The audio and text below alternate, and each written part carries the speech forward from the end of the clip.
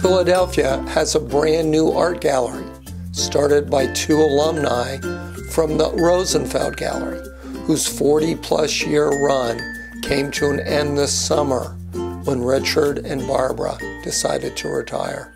I am delighted Deborah and Kathy opened up the gallery. I'm very privileged to call them both my friend, and it's exciting, it's spectacular looking, and I'm just very, very happy.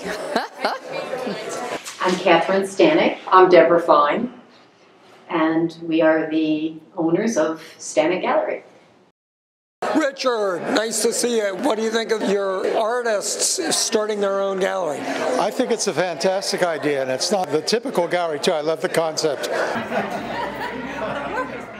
The answer to the question, how did we come about? How did this happen? The simplest way to put it is, We invented this based on the fact that we couldn't find a gallery that met all of our needs. those needs include a workspace and a place to view the work in a very intimate setting, one that's similar to your own home, so that you have the opportunity to connect with it in a quiet environment, and to exhibit exceptional work on a regular basis. So traditional galleries have a stable of artists. We're going to be different because we're going to have curators, and the curator's point of view will dictate what's up on the walls and what's on the floor. And a different curator will curate the shows every 8 weeks. At the end of 8 weeks, when somebody comes in here, it's going to be a totally different gallery. It's going to have a totally different perspective and a totally different look. Future curators are Hillary Hawley of the Pennsylvania Academy, Ross Mitchell of the Barnes Foundation, and Mary Cantone of the William Riss Gallery. Our work may or may not be included in those exhibitions. It depends on the content of that exhibition and if it works in harmony with it. I asked about the special viewing room that looks like it could be in someone's home. Katherine told me about a warm and inviting space she experienced in a rug merchant store in Istanbul. And Debbie added, I had talked to another artist who told me about this gallery on the West Coast, and he said the people who own the gallery have this nice little intimate room where they sit and they talk and they have wine, and I thought that was a great idea. So when Katherine and I got together on this, I said we need to have this collector's lounge. We need to have a space where people could sit here. It feels like a living room, and they can hang a piece of artwork up and they can sit on the sofa and decide, you know what, that's just going to be perfect in our home. For the first show, Deborah and I are the curators. It's entitled Inspirations. We're exhibiting the work of myself and Deborah Fine. First and foremost, we are artists. What we also have in the show is a small collection of works from people that have been influential in our work, in our careers.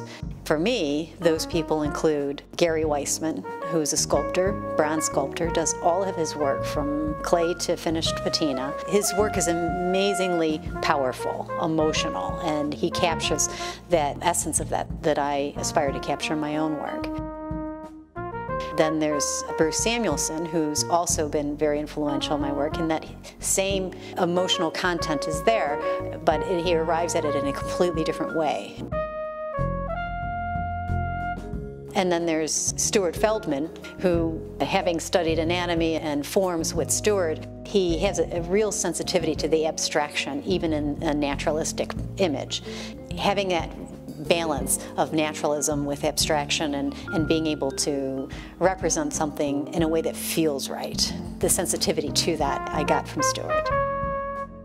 Both Gary and Stuart at different points in my career were my instructors, and they're completely different.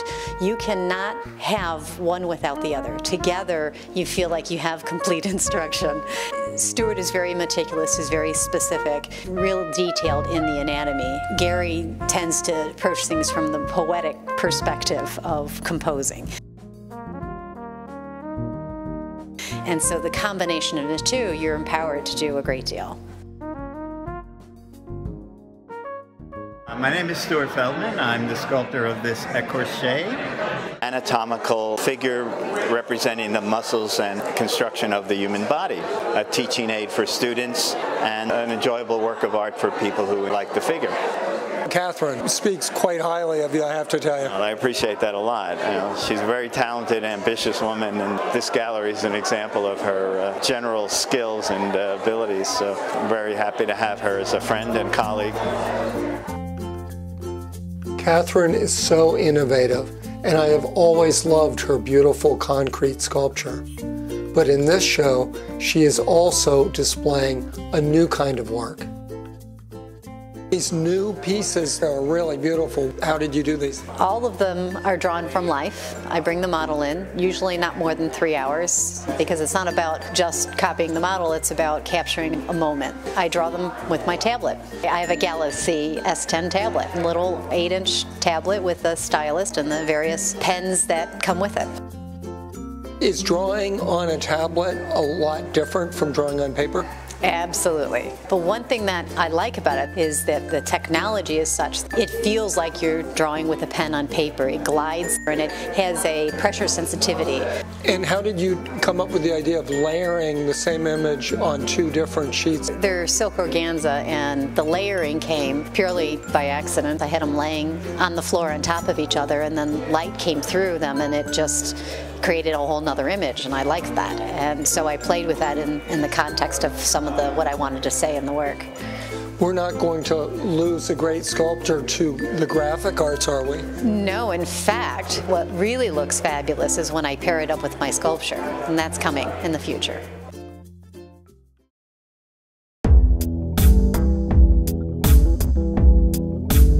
My career started as a very tight, realistic artist. I was taught originally by a portrait artist, and I didn't know anything about abstract art when I began. And I think that my first experience of taking realistic, figurative things apart was when I saw Bruce's work. And I just fell in love with the fact that you could have something that was recognizable and you knew that it was a figure, but it was all pixelated and moved your eye around the canvas and you couldn't help but want to see it again and again. That to me was fascinating. And then I started working with Mo, and he just took me to another level. His work just has so much joy and color and wonder about it, and that's how he is. And he taught me that it's the artist's responsibility to move the viewer around the canvas and to keep the viewer interested, and it's not just the viewer's choice. It's up to the artist to do that for the viewer. The two of them have impacted on my work enormously.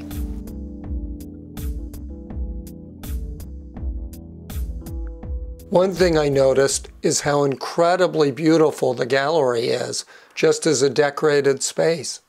Debbie, did you do the flower arranging? I did the ikebana ones. It is a Japanese study of flower arranging. So instead of being a whole group of flowers, which all Americans are used to, just throw them all in a container. This is all about line and color and size. It's all very specific. It sounds like it might relate to painting in a way. It does. Exactly that. I started taking ikebana about 5 years ago, and it has impacted on my work enormously. It's been wonderful.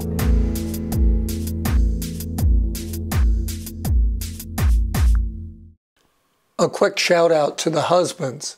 Being one myself, I believe that behind many a great woman is a lazy but lovable layabout. We're going to have to kill you now.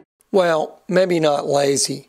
Katherine said, quote, "I honestly couldn't have done this without Eric's support." You haven't gotten my good side, John, which is kind of a problem, but the trick is we haven't found that side yet. This is a pretty impressive thing, don't you think? Oh, very impressive. I can't say I'm surprised. These are pretty industrious women, but look, it's quite fabulous. I also think the quality of the art, in addition to their own, is just remarkable. For a first show to have this kind of people show up is pretty spectacular. Many luminaries from Philadelphia's close-knit art world were there to welcome the birth of the Stanek Gallery. Katherine and Debbie, everybody has high hopes for your new baby. And if every 8 weeks you have a new show as good as this one, success should be guaranteed.